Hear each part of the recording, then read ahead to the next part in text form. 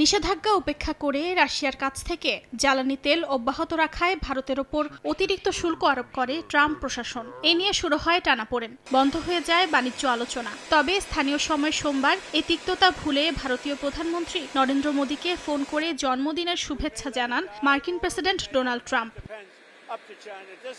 পরে নিজেদের সামাজিক মাধ্যম ট্রুথ সোশ্যালে এ নিয়ে একটি পোস্ট দেন মার্কিন প্রেসিডেন্ট। এ সময় মোদীকে একজন প্রকৃত বন্ধু আখ্যা দিয়ে ট্রাম্প বলেন, ইউক্রেন যুদ্ধ বন্ধের আলোচনায় কার্যকর ভূমিকা রাখছে ভারত। দুই নেতার টেলিফোন আলাপে রাশিয়া ইউক্রেন যুদ্ধের শান্তিপূর্ণ সমাধানে তার সাম্প্রতিক উদ্যোগের কথা তুলে ধরেন ট্রাম্প। যুক্তরাষ্ট্রের এই প্রচেষ্টাকে সমর্থন জানান মোদী। ভারত যুক্তরাষ্ট্র অংশীদারিত্বকে নতুন উচ্চতায় উন্নীত করার জন্য পুরোপুরি প্রতিশ্রুতিবদ্ধ বলে জানান মোদী।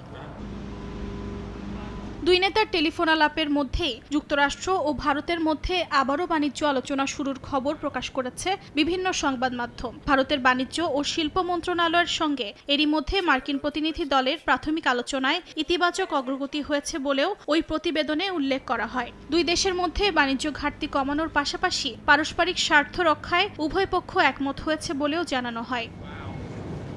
অর্জিতা শেহজিন, সময় সংবাদ।